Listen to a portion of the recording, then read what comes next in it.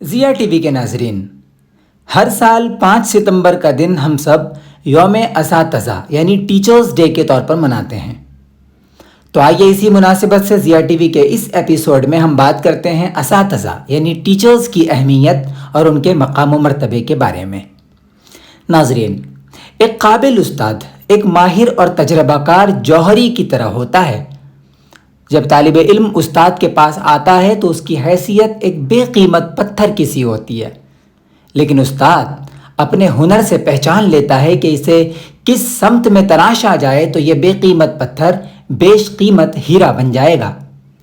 پھر استاد اپنی مسلسل محنت سے تراش خراش کر اس پتھر کو چمکدار ہیرا بنا دیتا ہے۔ وہ کہتے ہیں نا کہ ایک پتھر کی بھی تقدیر سنور سکتی ہے، شرط یہ ہے کہ سلیقے سے تراشا جائے۔ دوستوں، اگر بات اسلامک پوائنٹ آف ویو کی کروں تو اسلام میں استاد کو روحانی باپ کہا گیا ہے، کیونکہ ماں باپ بچے کے جسم اور اس کے تن کو سنوارتے ہیں، لیکن استاد اس کی روح اور اس کے من کو منور کر دیتا ہے۔ ماں باپ بچے کو زمین پر چلنا سکھاتے ہیں، لیکن ایک قابل استاد اسے زندگی میں آگے بڑھنا سکھاتا ہے۔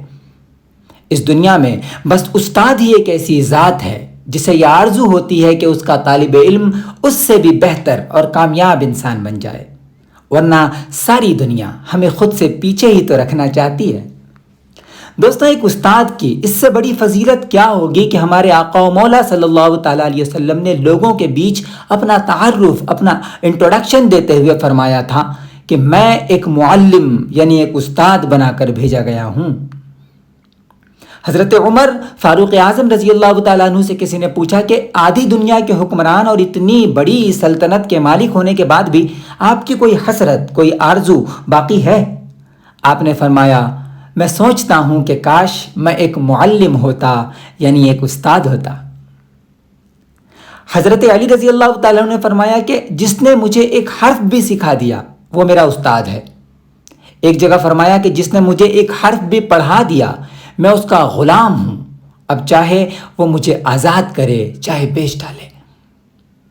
دوستوں، ذرا سوچئے گا، ہم مغربی تہذیب یعنی ویسٹرن کلچر کے بارے میں جب بھی بات کرتے ہیں نا، منفی انداز میں اور نیگیٹیوٹی کے ساتھ بات کرتے ہیں، لیکن بہت سی نیک اقدار وہ ہیں جو ہمارے معاشرے سے تو رخصت ہو گئی ہیں لیکن ان کی تہذیب کا حصہ ہیں، اور مجھے یہ کہنے میں کوئی عار نہیں کہ یہ باتیں اب ہمیں ان سے سیکھنے کی ضرورت ہے۔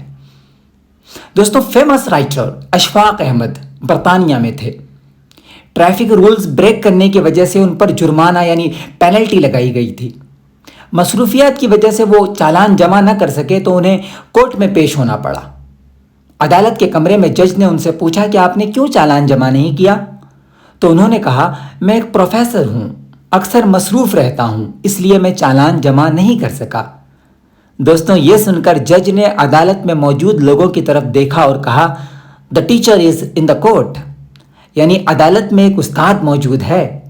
اور یہ کہہ کر جج اور عدالت میں موجود سارے لوگ احترام سے کھڑے ہو گئے۔ اشفاق احمد لکھتے ہیں کہ اسی دن میں اس قوم کی ترقی کا راز جان گیا۔ ناظرین، تاریخ گواہ ہے کہ جس قوم نے بھی استاد کی قدر کی، دنیا بھر میں وہ قوم سرفراز ہوئی ہے۔